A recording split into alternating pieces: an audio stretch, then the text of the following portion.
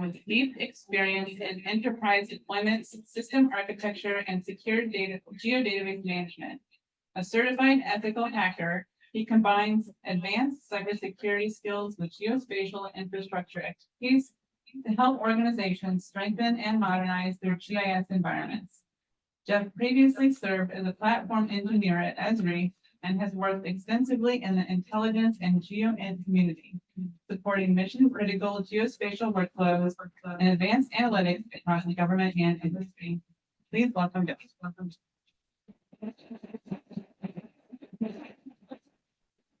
How's everyone doing? Thanks for the intro. My name is Jeff Pearson. I'm really more of an enterprise expert.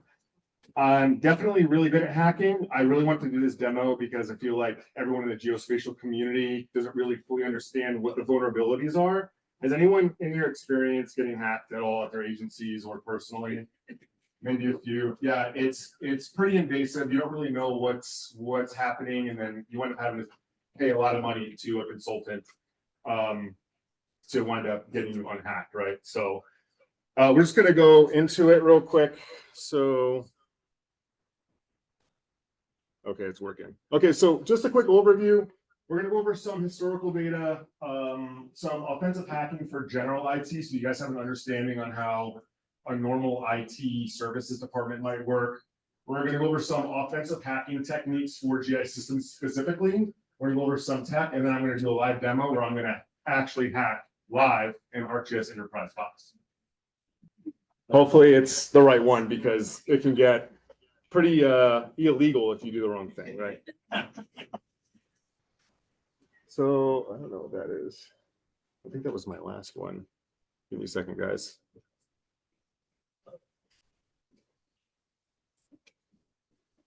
I want to go to slide 2. It's going right to the there. Slide 2, slide 3. Okay. So historically, in 2015, more than 170 million Americans had their records exposed. Damages ultimately cost around $400 billion a year, and cyber attacks cost about 15 million. So how a lot of these hackers do it, like it's not like just some kid in his college dorm. These are huge networks of people, right? They literally might have a ransomware where they give you a phone number and it's an actual call center, and they will literally walk you through how to convert money into cryptocurrency so that you can pay them, and it's all untraced. So they like to target federal agencies, state agencies, hospitals, anyone that they know that has a lot of money to actually pay them, right? So ransomware, right? Everyone heard of this? This is probably one of the most popular ones for big companies. GE, Schneider Electric, they'll do ransomwares on pretty much anyone. Big hospitals where they'll literally lock down your data, and unless you pay them, they will keep it all locked down. They don't really care what it is, and until you actually pay them, then you're kind of stuck. And hospitals, my wife was an administrator at a big hospital in Denver, and their budgets, they'll actually budget $25 million in paying ransomware, so that if they do get hacked, their stock doesn't plummet because it's already modeled into their budget, which is kind of crazy, but it kind of also kind of is what it is. So the actual delivery of the malicious code, this can happen kind of anywhere, right? It could be an exposure on your website. It could be an exposure in your databases. Whoever was doing that ArcGIS Hub demo earlier, that's a big vulnerability too, because you can do a SQL injection directly in there if it's not configured correctly. Social engineering. It's way easier for me to hack you as a person than it is for me to actually get access to your actual database. I can call up and say, hey, I'm the IT department and I need to get a password or whatever. I can show up to your county or your building and I can pretend to be a nice person, and then you show me your server room, and then I'll slip a USB into your server and you will have no, like that's 10 times easier than going through all the technical specs to actually try to get access to whatever it is that you have that I want. I don't know if that makes sense at all. Has anyone ever experienced that? Like a social attack where someone in your agency got called by someone and they're trying to get access to whatever. There was a big hack that happened. This is actually how they got GE, where someone called and they got a hold of a customer service rep, and then they just kept on getting pushed off until they got to an IT person that gave them access to the whole network because they lied, right? That's probably one of the biggest, because you can literally spend hundreds of millions of dollars on your IT systems, but if you just get someone that gives that person your token or a password. Anyone still write their passwords on a Post-it note and leave it under their keyboard? Believe it or not, it's a giant risk, right? So as I'm going through this presentation, I like to have like more of an interactive type thing. So if you guys have questions in the middle of this, feel free to raise your hand. If you have comments or story, whatever, there's that too. So remote access ports. If you guys don't know what a port is, this is kind of how data flows through your system, right? And different ports are specifically designed for our ArcGIS system. 80, 80, 84, 43, 42, 43. There's a bunch of them that is specifically, for the Esri best practices for how ArcGIS Enterprise is actually configured. They recommend certain ports because those are the most secure and it's the easiest way to flow data. So if you're configuring your ArcGIS Enterprise system on alternate ports because your IT guy says, hey, we want to use 16443 or a different one. Like definitely try to configure stuff to Esri's best practices as best you can, because that's going to leave you ultimately in a better place. So inside jobs, if you have an insider threat, I don't know if anyone's ever worked in the federal government with clearances and stuff, but there may be someone at your job or at your agency that is in a tough spot or whatever, and this corporate espionage thing is actually a real thing, right? Where someone might be working internally for your agency and they want money or they want something or they're extorted somehow, and that's a big thing too. So the insider threat is something that your IT, I don't know if your IT department is actually looking at that. If people are, activity can be flagged like, hey, someone's accessing this at 3 o'clock in the morning or 2 o'clock in the morning. I know we all kind of, burn the midnight oil sometimes on these projects, but you can set things up in your Microsoft configuration that'll flag kind of odd behavior, right? Because that insider threat actually is a huge deal. Phishing. Don't we all love the phishing, what's it called, tests that sometimes we fail with the IT department, right? Isn't that fun? It's actually really smart that they do that. Some of them I feel like aren't fair because I got a phishing test from the IT department once, and it's me, like I'm the big cyber guy, right? Like I like doing security stuff. And the email came like from my actual boss. It was the same email from my boss, and it said, hey, click on this link to do whatever. I'm like, how am I supposed to know that this is a phishing email? But that's legit on how, like, I can configure something, find you on LinkedIn, find who your boss is, and spoof the email to make it look like it's coming from that person. And a lot of times people would have no idea. And then that link is actually linked to an FTP site that could ultimately download some malicious data onto your system. It can get super scary, but your how you guys configure your IT systems, as far as your IT security guys, how they're configuring the actual IT systems is designed to protect you, right? So for me to send you a link to an FTP site that's going to download that stuff, your firewall, whether it be Barracuda or Cisco or whatever, is supposed to prevent that from happening.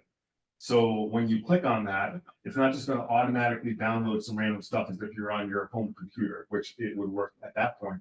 But the way that your networks are designed is supposed to prevent that from happening. So, and this isn't like a fear mongering kind of demo. I just kind of want to really, expose the issues that a lot of townships and counties have when it comes to being hacked. Any questions yet? Okay. Spoofing, kind of what I just said, spoofing. I I can make a link or something look like something else. So it's actually a malicious code or a malicious site, but I can make it look like it's your ArcGIS enterprise, you know, like a notification if you're using GeoVent or whatever. I can make anything look like anything else. And I'm not even that good of a hacker, right? I'm literally a hacker, and I can make it look very convincing for sure. So definitely keep an eye out for the spoofs. Access through intermediaries. This is actually how Target got hacked. Anyone remember when Target got hacked a couple years ago? I was actually at Target when all the registers went down, and they actually gave everyone free Starbucks as like, hey, sorry guys, we need free Starbucks because we don't know what's actually happening. But they stole all the credit card data. They stole a whole bunch of stuff. And how they did it was through malware, through, I think what they did was they actually got the token through their HVAC person. So if you imagine being the HVAC person and then being responsible for $40 million with the stuff. I wonder if that guy still has his job. Brute force attack. This one's really interesting because the way how AI is kind of, it changes everything. It's changing geospatial. It's also changing cybersecurity. So 4 years ago, I messed around with this on my own box, and there's a Python script where it's like, you know how it's like everyone has their dog's name or their address or whatever. That's typically what kind of people use. There's this Python script that's you could put in a person's like where they're from, their dog's name, all this other stuff, and it spits out like 100 million possible password, you know, characters, and you put it into this program called John the Ripper. I'm going to show you guys what it looks like. It'll literally run the password 100 million times, and depending on how strong your computer is, it could crack it in like 12 hours. So if you have like a 64 computer or access to a supercomputer, you can shorten that time from 12 hours to 5 minutes, right? So it's how many times can they run your creds before your system shuts it down. Esri does have a failsafe on that, so you know how it's like, oh, if you have 4 password attempt fails and we're going to lock you out of the system. There's some systems out there where you only get it once, and some systems out there where it's an unlimited amount of times. And the systems that are configured where you have an unlimited amount of times, you're vulnerable to this attack for sure.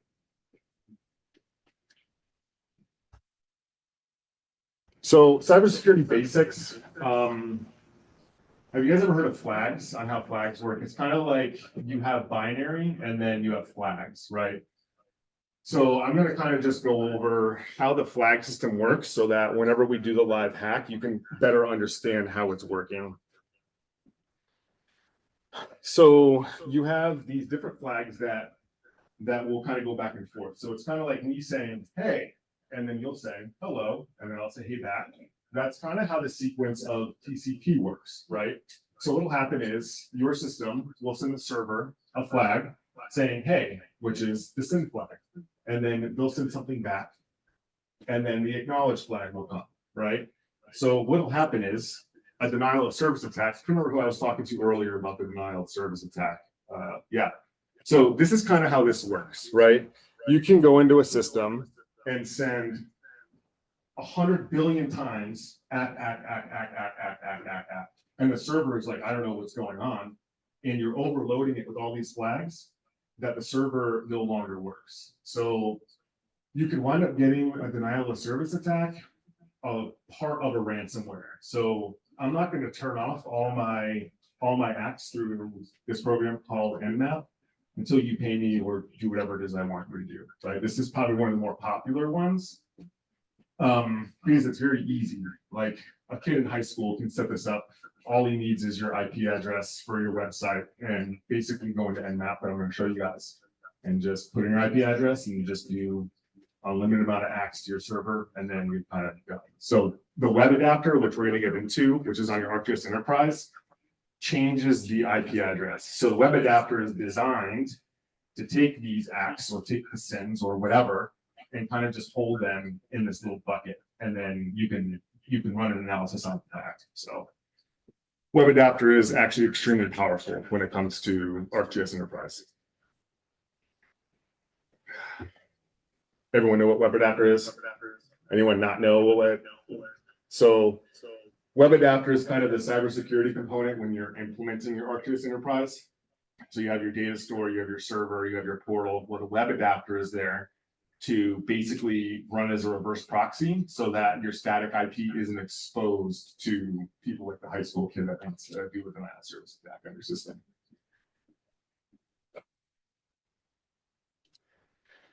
So we're going to get into some of the offensive tools. The IT cybersecurity has two components: the defense, which is like where all the money is. These are the people that configure firewalls, they run your system, they kind of do all that stuff. Offensive. How you get into this professionally is through penetration testing, because really no one uses offensive tools unless you're a bad guy or you're a pen tester, right? So essentially companies out there can come in and test your system, but you know where your vulnerabilities are, and then you can make adjustments, right? So these are some of the tools that the pen testers will use, but it's also used by bad actors as well. So everyone's kind of on the same platforms. Unless you work for like the CIA, then you have some next level stuff. So Nmap. Don't think map like how we know maps. What time is it? So think Nmap as in like, how am I mapping your enterprise system? How do your servers look? What does your system architecture look?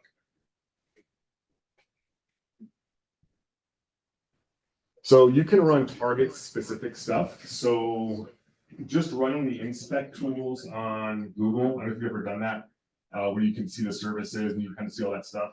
You get a lot of this information from there. So I don't even have to run Nmap to get your static IPs because you're just giving them out if you're not configured properly.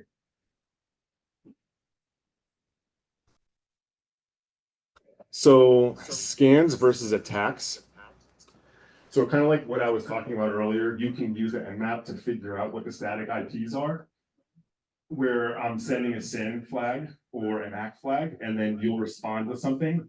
And then in the metadata of that flag will actually be your static IP or your MAC address, depending on how your security department actually configured that.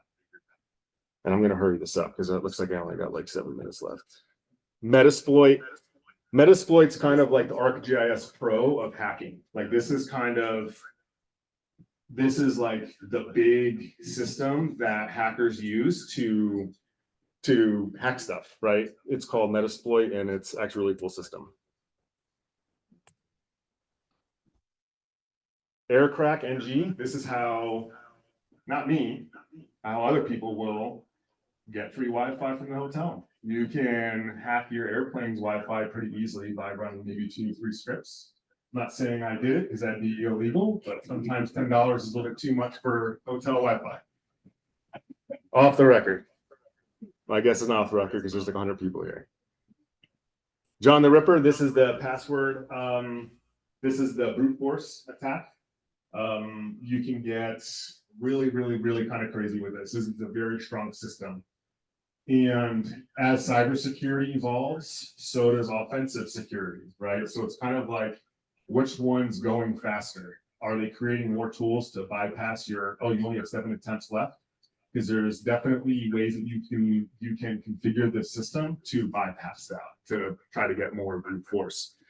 But like I said earlier, it's way easier just to go in and talk to your IT guy and buy him a beer and then get his passwords.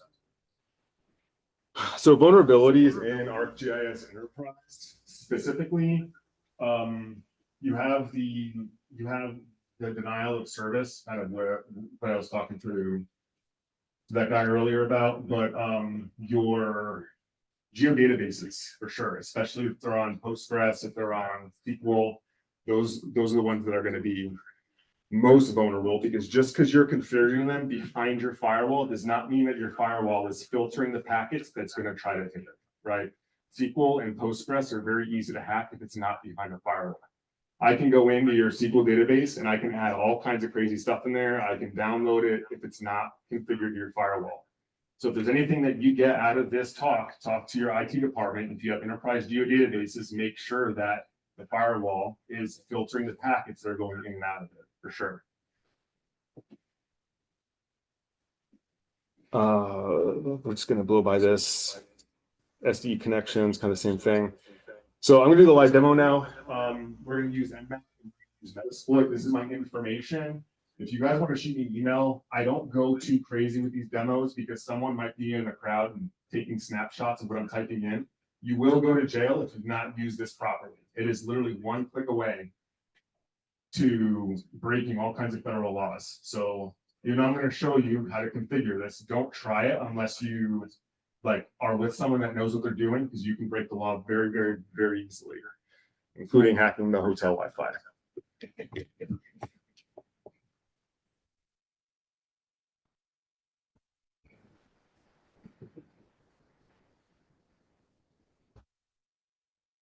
All right, wait, it's not. I'm gonna try.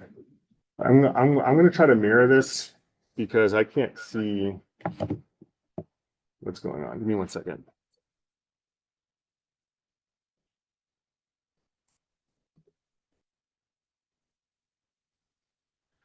Okay, so I'm opening up Kali Linux right now. This is kind of the premier tool for hacking. There's a lot of different tools in here. Give it a second. Anyone run Linux? Anyone run Linux at all? What are you guys running, like Red Hat or? Okay.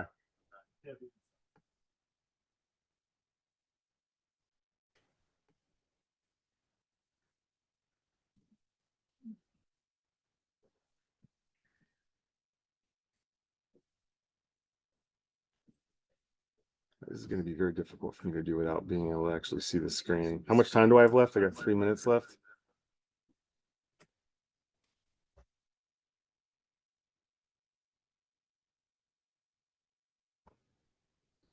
Duplicate through.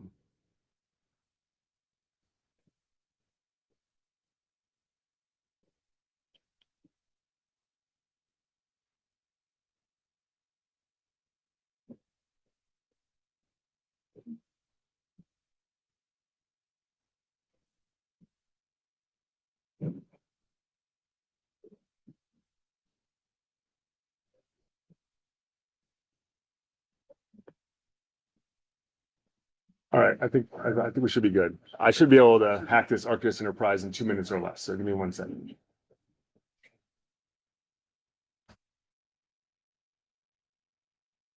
Okay, so as you can see, we have ArcGIS Pro here, right? And right now I'm connected to a Postgres instance that is living as a part of an ArcGIS Enterprise on the back end. And you can see there's not a lot of data in here, but let's say this is, you know, a secret road somewhere, you know, something that you guys are trying to do.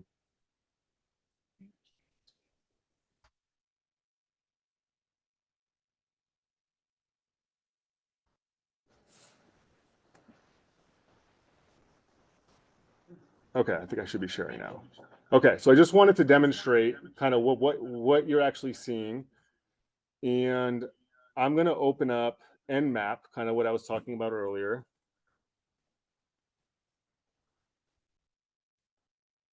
And I want to see what ports are being used, and I want to see what the IP address is, right? So we're just going to assume that I already know this information for the sake of time, right? So I'm going to run a query through Nmap to see what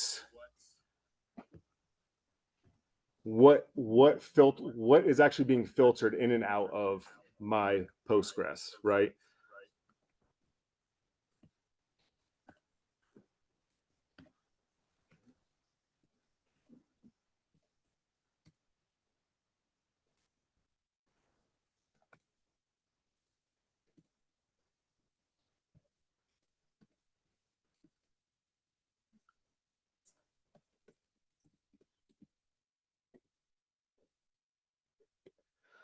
Okay, so it's saying that the state of my Postgres right now is filtered, which means that my firewall is filtering the packets that are coming in and out of that Postgres instance.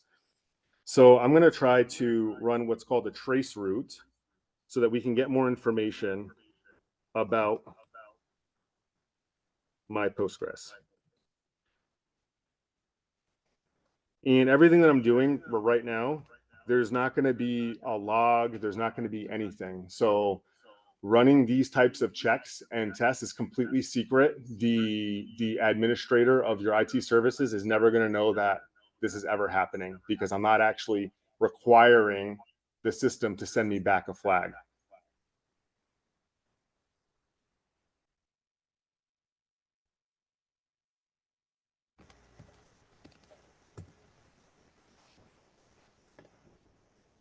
Okay, so now I can see that the static IP is 1022, right? Because that's what actually sent back.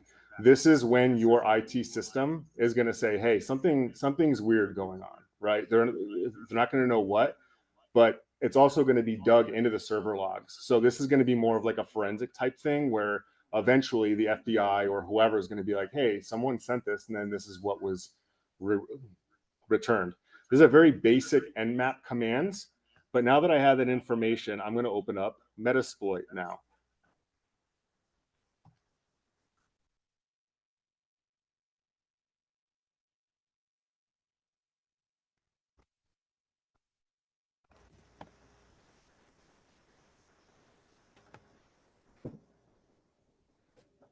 Looks super ominous, right? Whenever it pops up like that. I love it though, because it just makes me look way cooler than I am. So I'm going to basically I'm going to automate the information that I already put into Nmap into Metasploit at the original IP address that we just used. I think that's right. If you guys see me misspelling anything, let me know, because I have to spell hosts, services, and auxiliary here in a second. So if you see me misspell those, just let me know.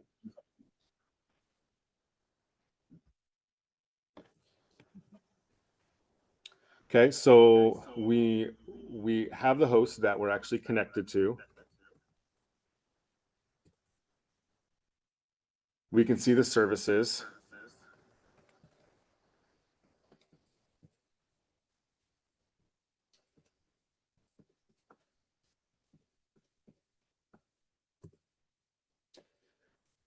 And now we basically just got into the Postgres system that we found, its port and its static IP address. So now now depending on what I want to do with that information, if I want to download it, if I want to add information, if I want to take information away, so on and so forth, then I'm going to be able to do that. Like, 1 second.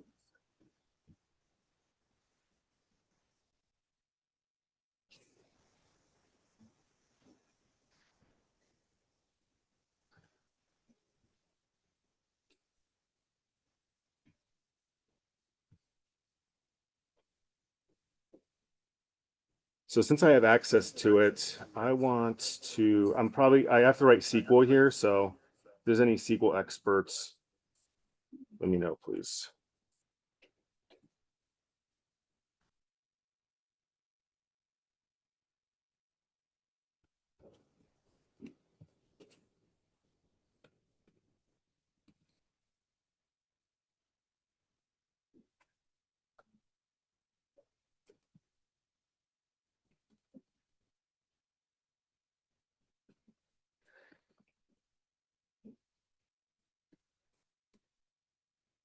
So basically telling it that I want to create a new field. So I want to add data.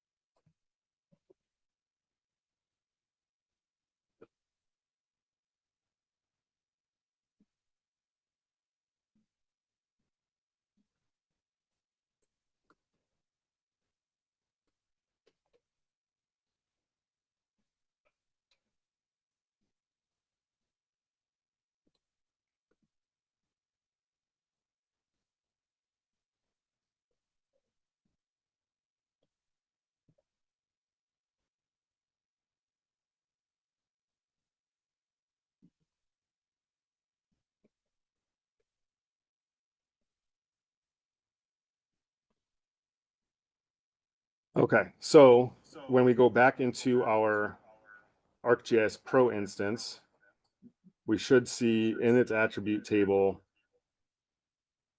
the test and then the value.